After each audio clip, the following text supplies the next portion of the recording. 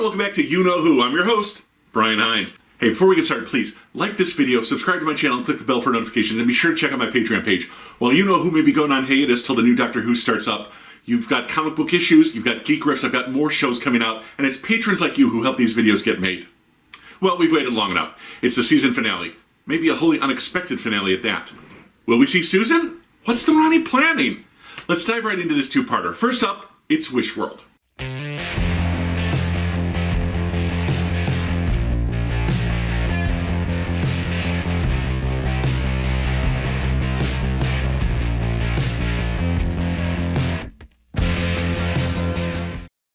Cut to Bavaria, 1865. The land of chocolate.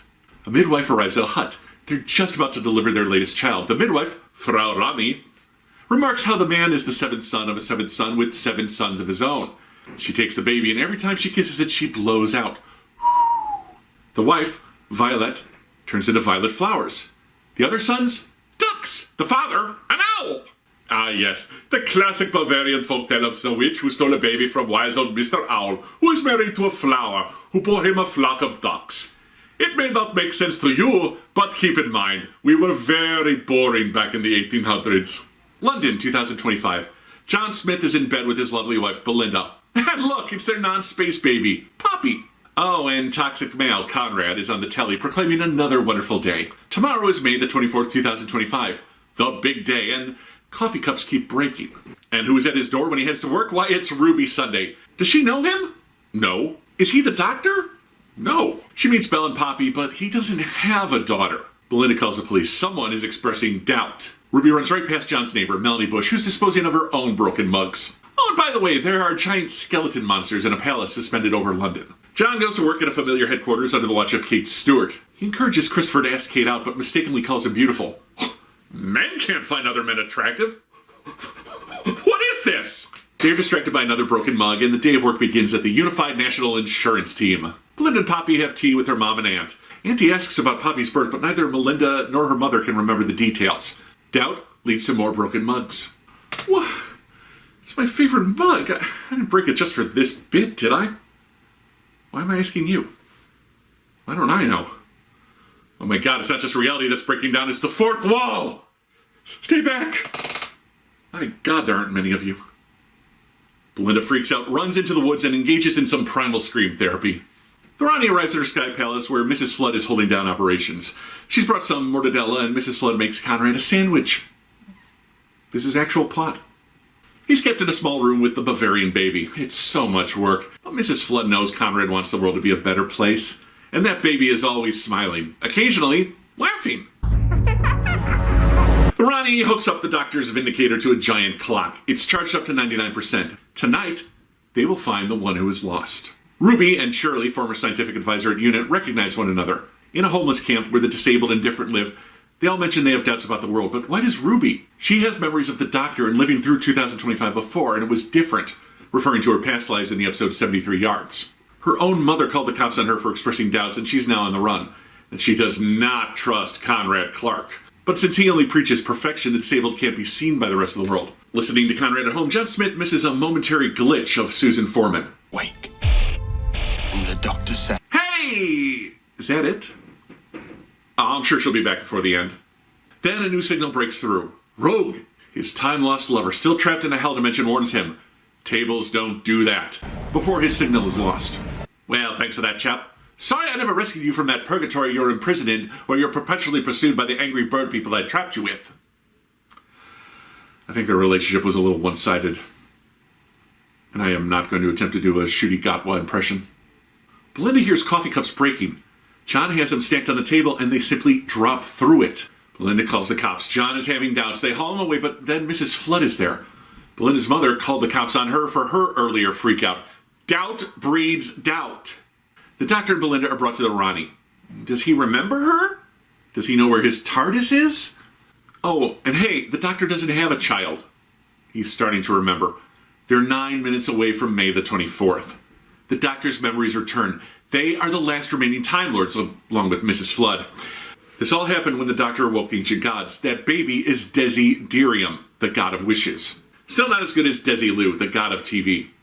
Lucy, I'm home! Ha The Doctor's Vindicators created a web of energy focused on May the 25th. Roughly 1 billion supernovas worth of power. Enough power to supercharge the baby and let Conrad rewrite reality. But you can't sustain this reality, and people's doubts are undermining it. But that's what the Rani wants. If they crack this reality open with doubt, she'll be able to see underneath our reality.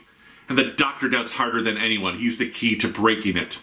As London begins to fall and float away, Rani admits she's trying to find Omega, creator of time travel and the founder of Time Lord Society, previously seen in The Three Doctors and the Arc of Infinity. The Rani locks the Doctor out on the balcony, which she promptly detaches from her palace, sending him falling to his doom. My only daughter, Poppy, is real! Do you know what that means? It means you'll have someone to claim your body? Let's not even take a moment. We'll analyze both episodes at the end. Next up, Part 2, The Reality War. A door opens. It's Anita! Now at the Time Hotel. She pulls the Doctor inside just in time to save him from falling to his death. They hit midnight.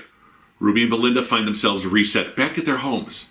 Hey, Anita's now pregnant. She explains that midnight reality resets. May the 24th never arrives, and everything goes back to May the 23rd at 7 a.m. Working at the Time Hotel, which is in serious trouble since the world ending in the past means the future will never arrive, has taught Anita a lot. She's been looking for the Doctor and learns about TARDISes and Time Lords, although seeing him with Rogue broke her heart a little bit, and she met someone else, and they're having a baby boy in 3 months, so mazel tov. The Rani is wearing away reality on one day over and over again to release Omega. The Doctor returns home to Belinda. He wills his suit into a smart dress outfit because, of course. He takes Belinda and Poppy to the Time Hotel and Belle gets her memories back. The Doctor then pops into unit. Anita opens multiple doors into the headquarters, flooding this pocket reality with real reality and giving Kate and the others their memories back. Rosie appears out of nowhere. Hey, Conrad can't even conceive of transgendered in his world, so she stopped existing until this moment. Kate activates biochips and missing unit personnel, and Shirley, Ruby, and Mel all get recalled. I can't in good conscience endorse rocket-powered wheelchairs. Do we really need to put the differently abled in a situation where they can suffer further spinal trauma? No. That's why I'm endorsing a new concept. Catapults for the handicapped. We'll simply catapult them to wherever they need to go. How they land is their issue. The Doctor asks Susan Twist to build a chamber for him and is reunited with Ruby and the returning gang. Mel is quite unhappy to learn the Rani is back since she fought her back in her days with the 7th Doctor. Ruby remembers meeting a space baby named Poppy. The wish took bits of everyone's memories and made them real. Then the Rani comes for the Doctor and Unit. The Rani escaped the Time Lord's destructions by way of a last-minute alteration to her DNA, then went to Earth with a time ring. This is when Ruby and Belinda find out that their former neighbor, Mrs. Flood, is also the Rani. Omega was banished from our universe and resides in an antimatter universe after discovering time travel, where he was driven insane. But the Rani can use Omega's body to resurrect the Time Lords and rebuild Gallifrey. But why not use their DNA to rebuild Gallifrey? Well, that's because modern Time Lords after Omega's era are sterile. It's why Poppy is special. There are no more Time Lord children. Which only raises more questions about Susan Foreman, the Doctor's granddaughter. But as this is the final episode of the season, I'm sure we'll be seeing her soon. Poppy doesn't solve anything for the Rani. She won't contaminate her race with human DNA. But if she gets Omega and leaves, the wish ends and Poppy disappears. She offers to work with the Doctor, but he refuses, so she teleports out. The Ranis are ready to get Omega, but to keep the Doctor and Unit off their backs, they alter the atoms of the headquarters to attract the Bone Beasts. They stick Belinda and Poppy into a zero room. It's cut off from reality, so if the wish ends, Poppy will exist. As the beasts attack, the Doctor needs to get past the shields of the palace. Fortunately, he hacked her Sonic and summons her jet chariot. He crashes into the palace, dropping the shields, and Ruby is able to teleport right into Conrad's room. Like I wasn't ready for you. Oh, poopy. The Ranis tempt the Doctor. He does want to see Omega again. They unseal his tomb and hear a double heartbeat. Omega emerges, a gigantic skeletal monster. In the Underverse, legends are true, so Omega has become a legend, a monster. He will become the god of time by feasting on Time Lords and swallows the Rani whole. Mrs. Flood grabs the time ring and is like, peace out, y'all. The Doctor can't stop Omega without a weapon. Except he's got the Vindicator with the power of 1 billion supernovas. As Ruby uses the teleporter to get the wishing baby, she wishes Conrad to be happy. He disappears, and the Doctor blasts Omega back into the Underverse and seals him away. Ruby undoes the wish. The palace disappears, revealing Conrad's room was the TARDIS. The Doctor wishes away the wish power. The baby is just normal now. They open the Zero Room, and Poppy and Belinda are okay. They give the wish baby to Ruby's mother to raise properly. Then, along with Ruby, they head into the TARDIS. They take Poppy's jacket and begin folding it as Ruby watches it turn into cloth and fold smaller and smaller. Belinda and the doctor talk about taking Poppy to see the stars and then transition to things they want to see. Ruby looks back and Poppy is gone. No one remembers Poppy but Ruby. Unit finds Conrad happy but living a small, normal life. Now it's time for Anita to go back. Oh, they say hello, by the way. Who does? The boss. And that mystery owner is, you guessed it, Tom Baker. Who knows? Ruby questions all of Unit, but only she remembers Poppy. But if she remembered the glitches and they were real, then this glitch of Poppy means she was real too. They need to bring her back. Ruby convinces the doctor and he goes to get Poppy back in the TARDIS. He needs to shift time back to the proper setting. He readies his TARDIS. Oh, he is going to miss this body. Let's be honest. I was the best. Okay, let's say best male. But don't tell the others. Wow. They should call this episode The Two Doctors Who Never Properly Used Their Stories to Confront Sexism or Systematic Racism. It's the 13th Doctor crashed into his time stream because he's about to cause a huge disruption. The Doctor is going to report regeneration energy back into the time stream to shift it back and get Poppy home. She gives him a few pointers on his settings and they say their goodbyes. The Doctor forces regeneration energy into the TARDIS. Reality shatters and he finds himself on Belinda's lawn. She's happy to see him, and so is Poppy, her daughter, the one she co-parents with her ex-boyfriend. Poppy is the reason Belinda needed to be home from their travels. Her daughter was waiting. A scan reveals she's totally human, alive, but no longer the Doctor's daughter. Belinda needs to be home to keep Poppy safe, so this is where the Doctor and Belinda say goodbyes. In the TARDIS, the Doctor opens the doors to space and he notices a certain star. Joy to the world. And regenerates.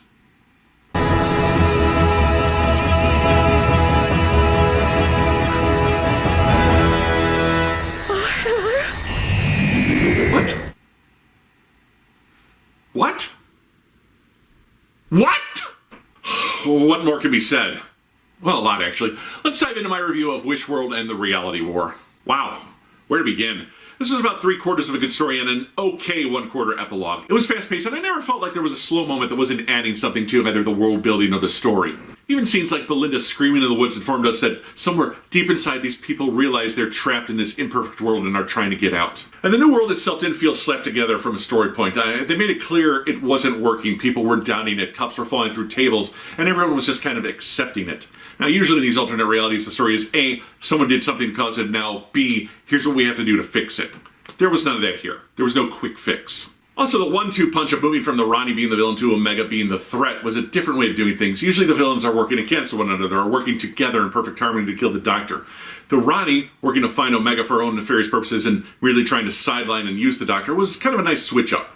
That said, we've been waiting a long time for Omega on this show. Remember this? Silence will fall. A lot of people thought that was him, and it didn't really take into account his previous appearances. To have him come back as a big skeletal kaiju was a choice. I don't know. Listen, go watch The Three Doctors. The special effects absolutely do not hold up, but it is a classic. The fate of Omega and his unmasking in that one story is one of my all-time favorite Doctor Who moments. I really think Archie Panjabi did a great job as the Rani. She really seemed to capture Kate Mara's spirit of the character, the arrogance of a scientist with no morality. She'll succeed. Failing isn't an option because it isn't even considered.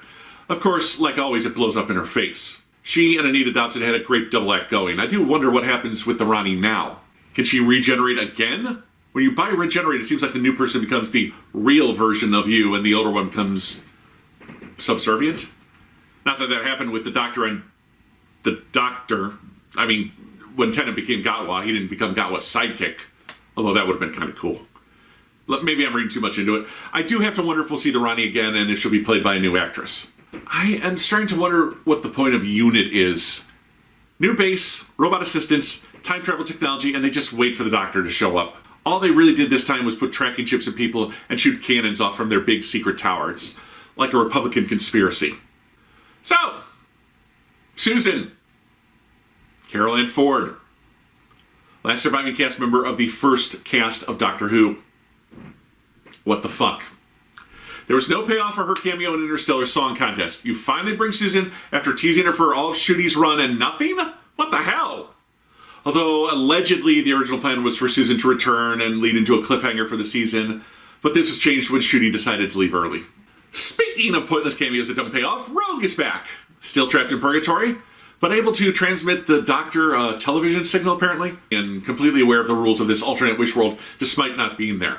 As for our main cast, I'll just say it, Belinda never really clicked with me. Rana Sethu is a fine actress, but they never developed her character beyond "take me home" or "I miss my parents." She wasn't really a companion, she was someone the Doctor led around and explained things to. But it was great seeing Anita back, played by Steph Diwali, my favorite part of Joy to the World. Never really got the "I love you, Doctor" vibe off her, so that felt a bit out of left field.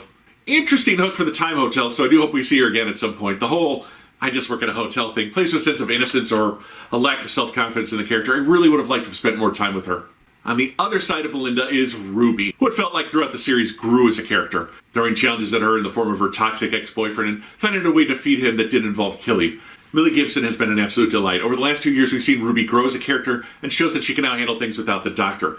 And her experience in 73 Yards gave the story a clever way of having her break through the conditioning of the Wish. As for Ncuti Gatwa, I was surprised.